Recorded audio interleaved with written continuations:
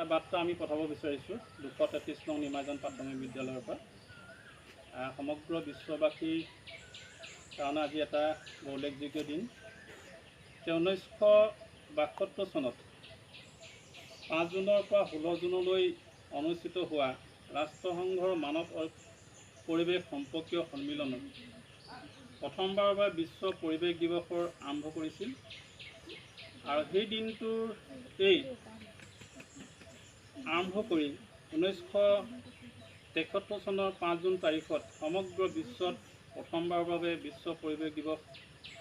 পালন কৰা হয় আৰু গতানুগতিকভাৱে 1973 চনৰ 5 জুন তাৰিখৰ পৰা প্ৰতি বছৰৰ 5 জুন তাৰিখলৈকে আজি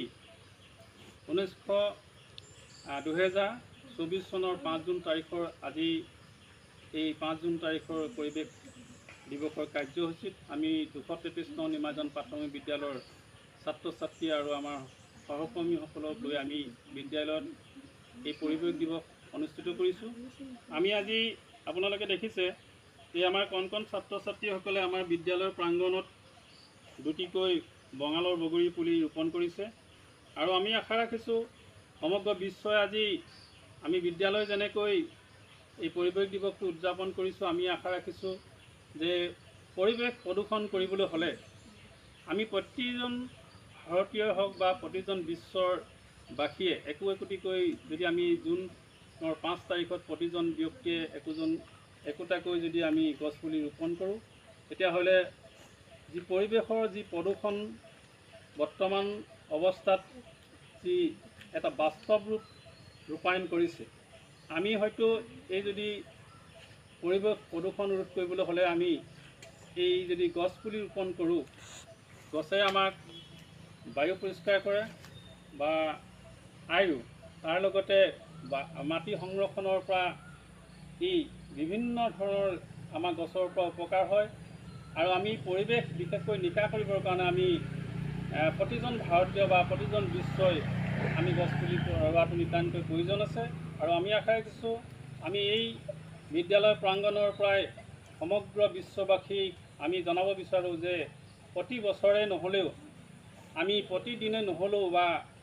মাহটোত বা আমি প্ৰতিজন ব্যক্তিয়ে একোটিকৈ যদি গছপুলি ৰোপণ কৰোঁ, হয়তো আমাৰ এই পৰিৱেশৰ যি প্ৰদূষণ সেই প্ৰদূষণ নিয়ন্ত্ৰণ কৰিব পৰা হ'ব। তাৰ পৰিপ্ৰেক্ষিতত আমি আজি আমাৰ বিদ্যালয়ৰ ছাত্ৰ ছাত্ৰীক আমি শিক্ষাদান কৰাৰ লগতে এই দিৱসৰ লগত সংগতি ৰাখি আমি আজি কেনেকৈ বিশ্ববাসীৰ লগত সংগতি ৰাখি বা বিশ্ববাসীৰ লগত আমি খোজ মিলাই আমি কেনেকৈ বায়ু প্ৰদূষণ ৰোধ কৰিব পাৰি তাৰ কাৰণে আমি যি প্ৰচেষ্টা গ্ৰহণ কৰিছোঁ ই হয়তো অতুলনীয় আৰু আমি এইখিনিতে শেষত এটাই কথা ক'ব বিচাৰিছোঁ যে আজিৰ দিনটোৰ বিশ্ববাসীৰ কাৰণে ই এটা উল্লেখযোগ্য দিন। যি প্ৰদূষণৰ পৃথিৱীত যি প্ৰদূষণৰ মাত্ৰা বৃদ্ধি হৈ আহিছে তাক আমি ৰোধ কৰি নিতান্তই আমাৰ প্ৰয়োজন আছে। একোটিকৈ প্ৰতিজন ব্যক্তিকে গছপুলি ৰোৱাৰ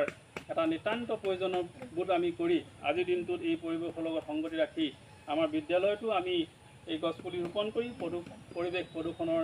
নিকাকৰণৰ ক্ষেত্ৰত আমি আগবাঢ়ি যাবৰ কাৰণে প্ৰস্তুতি চলাইছোঁ। সদৌ এষত আজিৰ দিনটোত আমি সমগ্ৰবাসী ৰাইজৰ ওচৰত সমগ্ৰবাসীৰ বিশ্ববাসীৰ